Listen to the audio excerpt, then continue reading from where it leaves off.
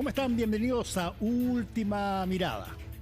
Bueno, ha pasado cierto tiempo, hay un nuevo gobierno establecido, pasan cosas en el planeta que algunas como que dan un poco de escalofrío. Vamos a conversar de todo eso y lo vamos a hacer con Hugo Herrera, quien es académico de la Universidad Diego Portales. Muchas gracias, Hugo, por estar una vez más con nosotros, tratando de ponerle orden a alguna cosa a lo que parece que fuera ya día tras día más desorden. ¿No te angustia de pronto ver cómo se empiezan a amenazar con todo tipo de armamentos los grandes de Asia, Europa, Estados Unidos?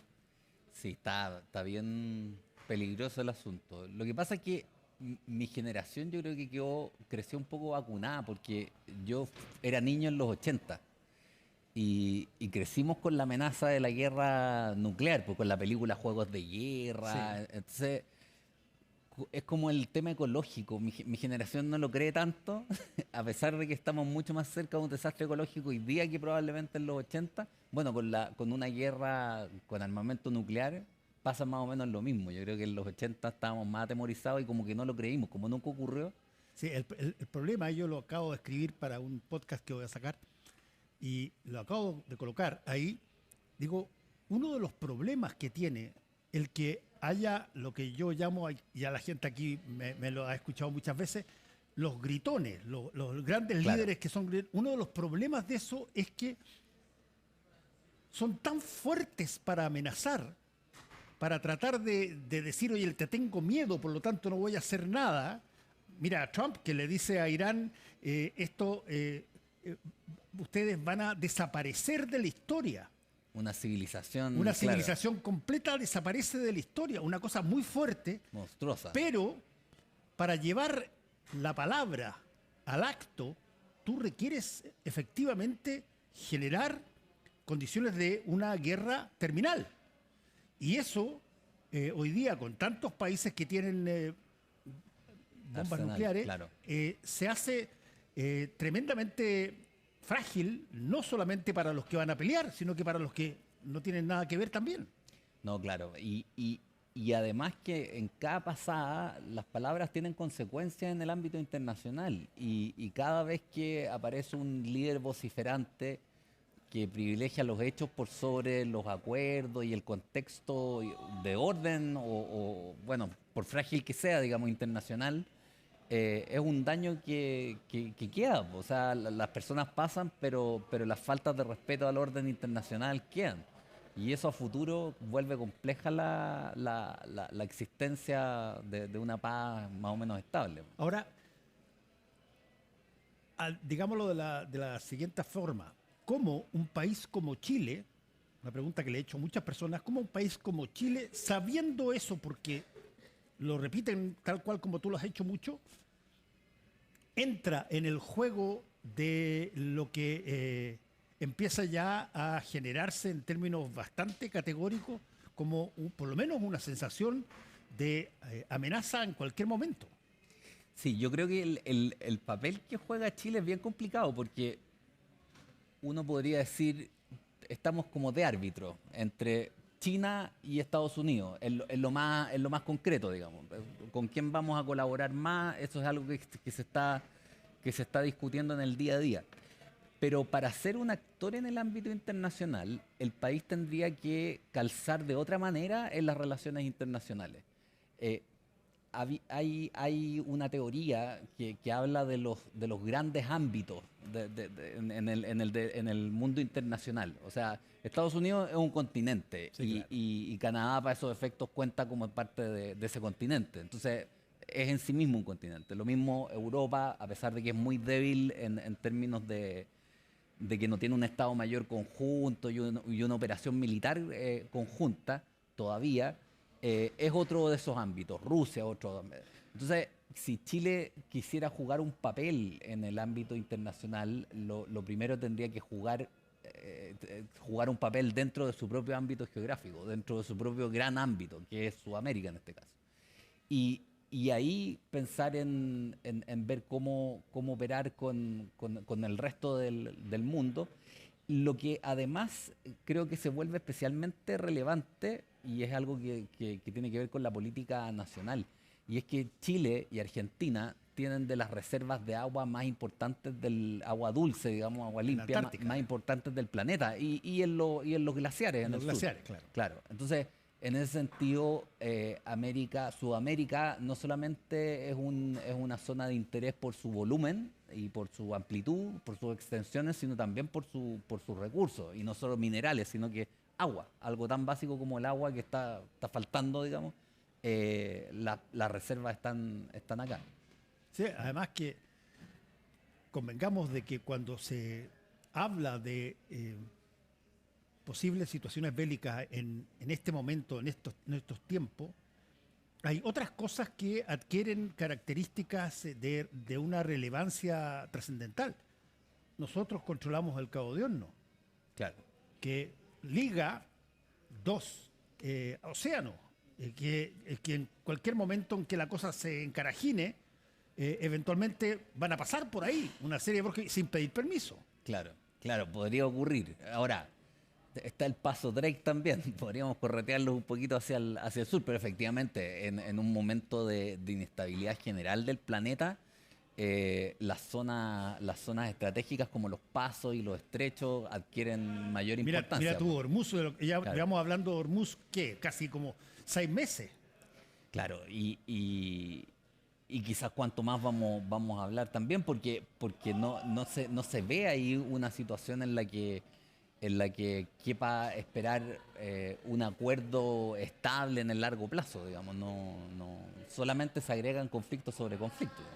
Ahora, todo esto que estamos hablando, quizás mucha gente dice, oye, pero si esto cosa siempre pasa y finalmente no termina en nada porque su esquema de mirada, de visión, es bastante corta. Claro, ellos no estuvieron en la Segunda Guerra Mundial cuando Alemania invade Polonia y todos dicen, ya, pero esto van a salir en una semana. Y estuvieron 4 años peleando con prácticamente todo el mundo occidental. Lo mismo en otras situaciones donde se genera una situación que se trata de reducir en términos diplomáticos, etcétera, hasta que pasa algo, cualquier circunstancia que termina en que Irán e Irak se agarren a los charchazos pero a todo concho, digamos. Y desde ese punto de vista, ¿cómo poder contestar a gente que dice, oye, están exagerando, si esta cosa siempre pasa, pero al final se calma? Yo creo que en Chile, en general, nosotros tendemos a pensar que más allá de la cordillera de los Andes no pasa nada. Como que lo que ocurre más allá está allá y es un mundo que funciona por su cuenta, pero que no tiene influencia dentro del país, digamos.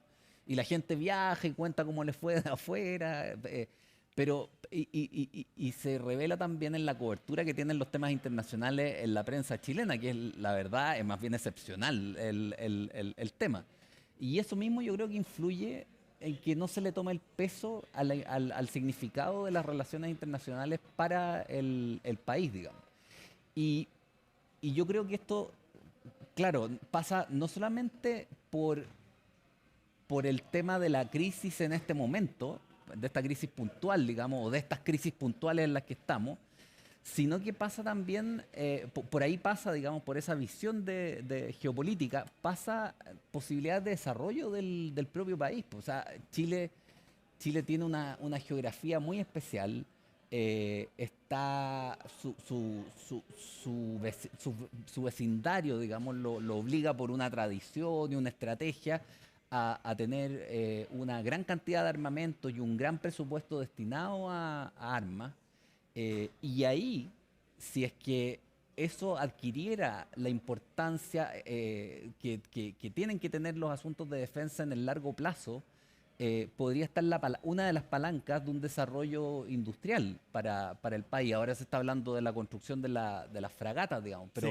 pero uno podría decir, ¿por qué no desarrollar estrategias de largo plazo con grandes potencias, aliados estratégicos, digamos, y pensar en avances en la industria armamentística?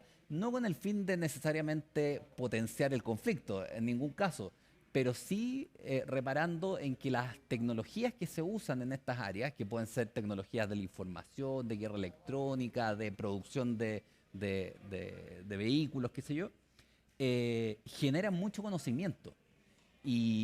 Pero para eso hay que tener una visión geopolítica. Y en Chile son más bien las Fuerzas Armadas las que la tienen, pero no el sistema político. Yo no he visto, por ejemplo, que es algo que uno hubiera esperado de un gobierno como el de José Antonio Kast, una visión al respecto de cómo apalancar el desarrollo industrial del país o las capacidades ingenieriles que tiene el país en una industria de armamentos que haga alianzas estratégicas de largo plazo con países como Alemania, como Estados Unidos, pero para fabricar, para colaborar en la fabricación, digamos, y que estudiantes de posgrado chileno, por ejemplo, participen en la reparación y la Ahora construcción hay un punto ahí súper importante cuando se piensa en fabricar armamento para alguna de las partes que están en contienda. Y es que tú pasas a ser inmediatamente enemigo de otro poder. Si tú eres el que le estás dando las armas a Estados Unidos, se las estás dando a Irán, bueno, el otro ya deja de mirarte como el país ese que está ahí y que podemos cruzar por el Cabo de Hornos. No, ese es claro. ese es parte del enemigo. Y eso Sí, es complicado. sí, es complicado, sobre todo por la tensión que hay entre China y Estados Unidos por disputarse la economía Exacto. chilena. Ahora, si bien en términos de economía hay colaboración con ambos, yo creo que en términos de alianzas estratégicas de largo plazo, exceptuando el periodo de la enmienda Kennedy, Chile está como más dentro de la órbita Sí, norteamericana claro. que dentro de la órbita Y china. de O hecho sea, hemos hecho pactos juntos y hemos sido parte de las iniciativas que los norteamericanos claro. han querido para todo el continente. Y desde ese punto de vista, sí, Y a puede todo ser que nos evento perciban más dentro del asociados a contexto eso. más bien europeo, OTAN, por decirlo así. O sea, cuando fue la enmienda Kennedy, Chile fabricó incluso vehículos blindados, pero fue bajo licencia suiza, entiendo, Sí, esos acorazados, esos como tanques los que tanquetas, sí. fabricaban, los MOWAC. Y, y en ese sentido, claro, creo que el asunto o sea, yo creo que un desarrollo tecnológico en ese sentido debiera tender a funcionar mejor dentro del ámbito occidental, OTAN, qué sé yo. Ahora, cuando una variable como el armamento pasa a tener tan tremenda relevancia versus la economía clásica de, qué sé yo, algún tiempo atrás, donde nosotros básicamente nos peleábamos por quién quería ser el socio comercial de tal o cual país en términos de compra y venta de cosas físicas que no eran de destrucción masiva. Bueno, cambia totalmente cuáles son los aliados.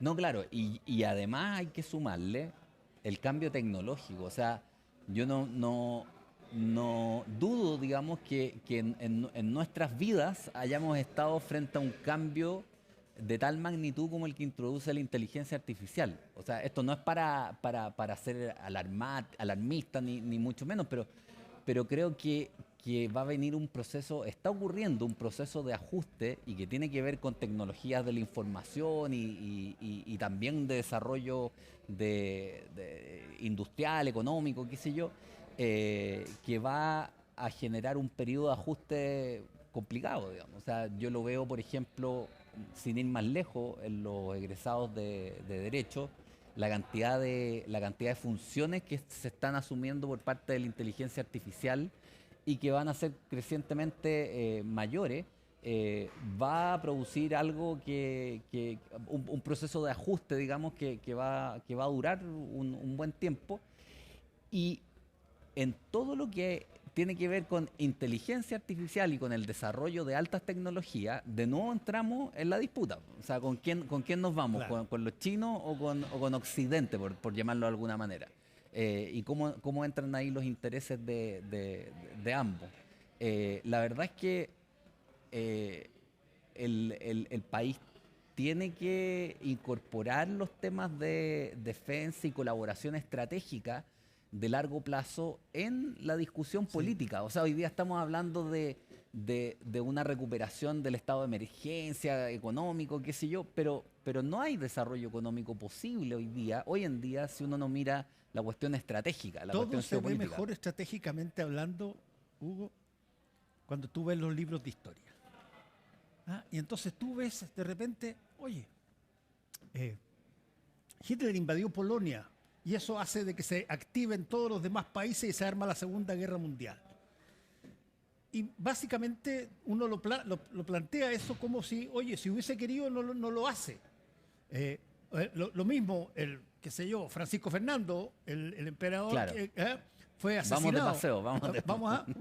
Fue asesinado, qué sé yo, y se parte una tremenda guerra europea en España y todo lo demás. Bueno, ¿por qué eso pasó? Claro.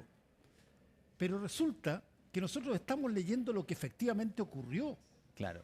Y eso lo único que nos puede decir es que en determinadas condiciones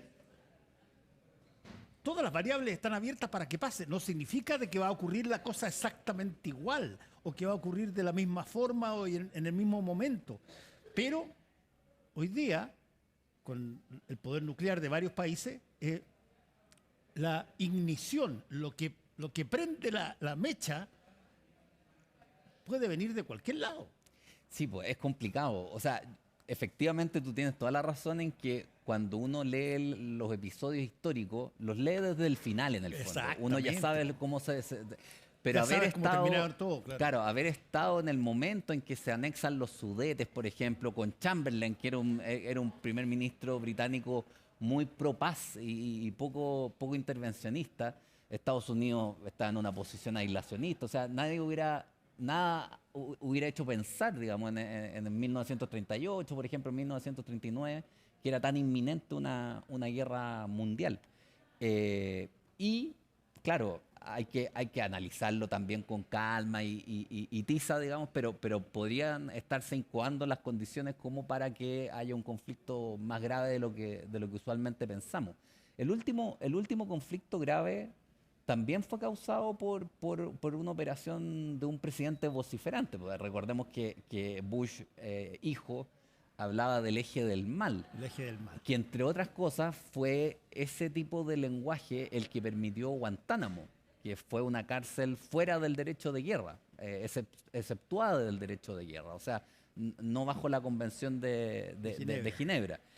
Y en ese sentido, creo que Trump ha agregado a la distinción entre buenos y malos, que es muy típica de la política exterior norteamericana, le ha agregado un tono de cinismo o descaro que la vuelve más como de Far West, digamos, o sea, como de los poderosos. Esa frase que se lanzó hace 4 días atrás, de que,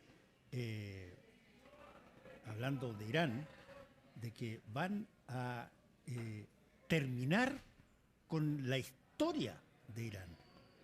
Eso es bien fuerte, ¿no? Que es una historia que comienza con Ciro, digamos. O sea, estamos hablando del 600 antes de Cristo.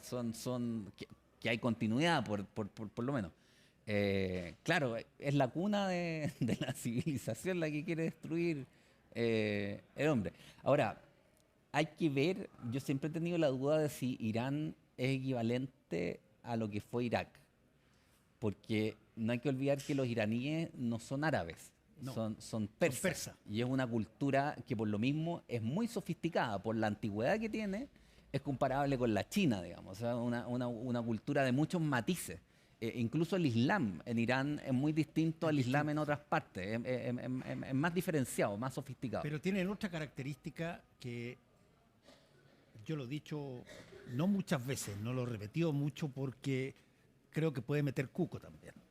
De repente, puede malentenderse. Pero hay otra variable en toda guerra que es cuando se empiezan las personas a amenazar. A ver,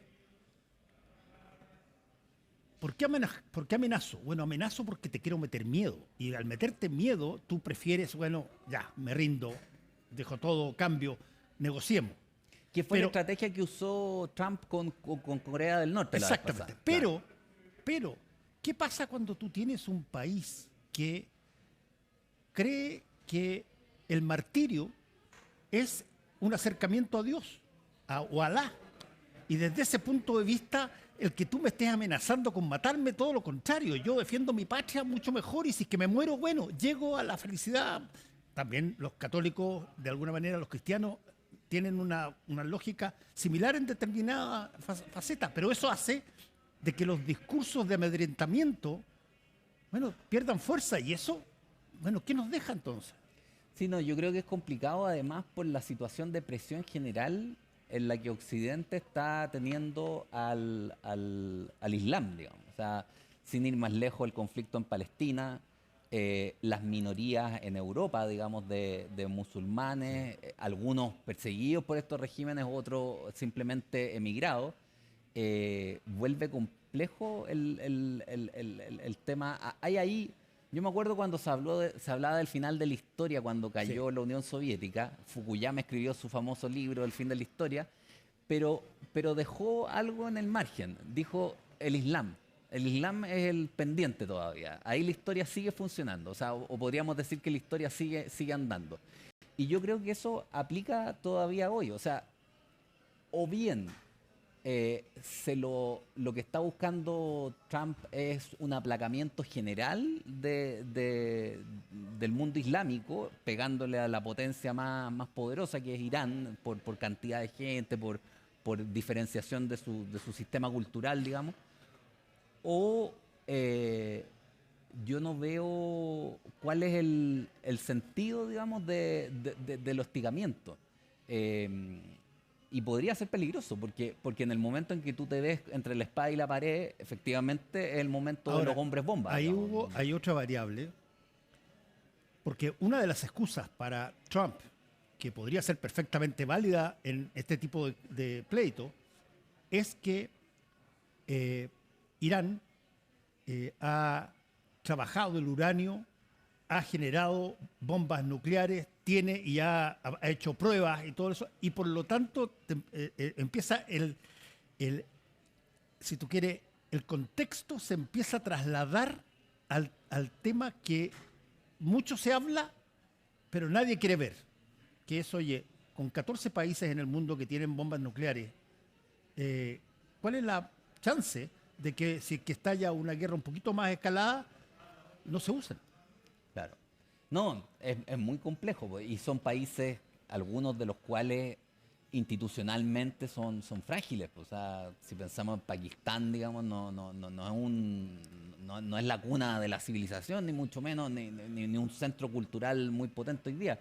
Entonces, en ese sentido, es peligroso. Ahora, detrás del argumento de prohibirle a Irán las armas nucleares, hay que cuestionarse la legitimidad de la justificación, digamos, porque Estados Unidos puede tener armas nucleares, los aliados de Estados Unidos pueden tener armas nucleares, y resulta que un país que es potencia dentro del Medio Oriente no puede tener armas nucleares. ¿Cuál sería el argumento? Que son personas más dispuestas a desenfundar las armas.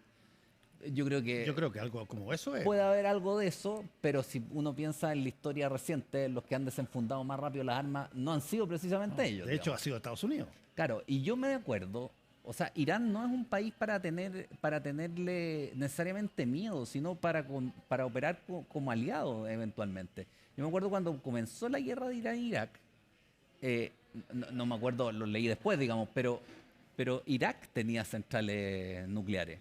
Y los iraníes, la Fuerza Aérea iraní, atacó esa central nuclear porque era en profundidad el ataque. Sí. Y los que repasaron la central nuclear fueron los israelitas, en acuerdo tácito con Irán. O sea, Irán es capaz incluso de operar en conjunto, en alianza con países que son, uno diría, los adversarios, Claro. los adversarios históricos. La persecución del Estado Islámico en zonas que estaban fronterizas con Irán fue gracias también a la inteligencia iraní. O sea, yo creo que esto de ningunear un poco a los iraníes como si fueran... Porque se les conoce menos acá. Claro, digamos. claro.